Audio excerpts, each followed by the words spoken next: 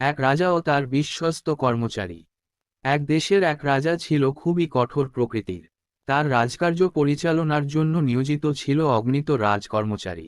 এতগুলো কর্মচারীর ভিতর তার কোনো কর্মচারী যদি তার রাজকার্য করতে গিয়ে কোনো ভুল করত, তাহলে তিনি তাদের কঠিনতম শাস্তি দিতেন। তার কাছে ভুলের কোনো ক্ষমা নেই। রাজার এক বিশ্বস্ত কর্মচারী প্রায় 10 বছর ধরে তার রাজকর্ম পালনের জন্য নিয়োজিত ছিল। একদা তার এ বিশ্বস্ত কর্মচারী তার আদেশ পালনে ভুল করে বসল। কর্মচারী তার ভুলের জন্য রাজার কাছে খুবই আকুতি করল, কিন্তু রাজার কাছে তো ভুলের কোনো ক্ষমা নেই। ফলস্বরূপ রাজা তার দেহকে কুকুর দিয়ে ভক্ষণ করানোর জন্য প্রহরীদেরকে আদেশ করল। কর্মচারীকে হত্যা করার জন্য সমস্ত প্রস্তুতি সম্পন্ন করা হলো। কর্মচারী যখন দেখল যে তার আর রক্ষা নেই, তখন সে রাজার কাছে শুধু তার একটি ইচ্ছা পূরণ করার জন্য ফরিয়াদ জানালো। ফরিয়াদটি হলো যে, হুজুর, আমাকে মাত্র 10 দিন সময় দিন, আমি এই 10 দিন কুকুরগুলোকে মনের মতো পেট পুরে খাওয়াবো।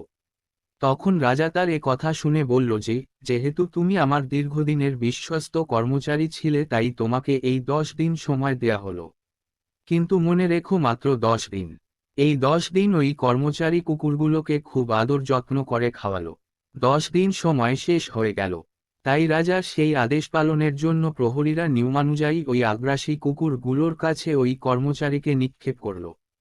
কিন্তু দেখেন, কুকুরগুলো দৌড়ে এসে ওই কর্মচারীর হাত পা চাটা শুরু করল।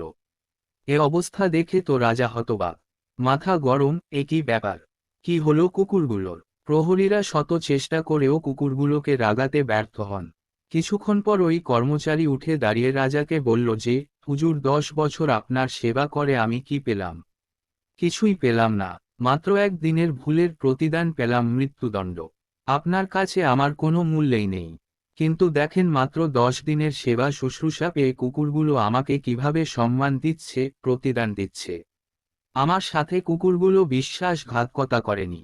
আপনার প্রহরীরা শত চেষ্টা করেও কুকুরগুলোকে রাগাতে ব্যর্থ হন। এ কথা শুনে রাজার মনে অনুশোচনা জাগ্রত হল। সে মনে মনে ভাবল, মাত্র 10 দিনের সেবা পেয়েই কুকুরগুলো তার মনিবকে কত সম্মান করছে। তার সাথে বিশ্বাসঘাতকতা করেনি। কিন্তু আমি এটা কি করতে চেয়েছি? যে কর্মচারী প্রায় 10 বছর আমার হুকুম তামিল করত, সেবা শুশ্রূষা করত, তাকেই আমি।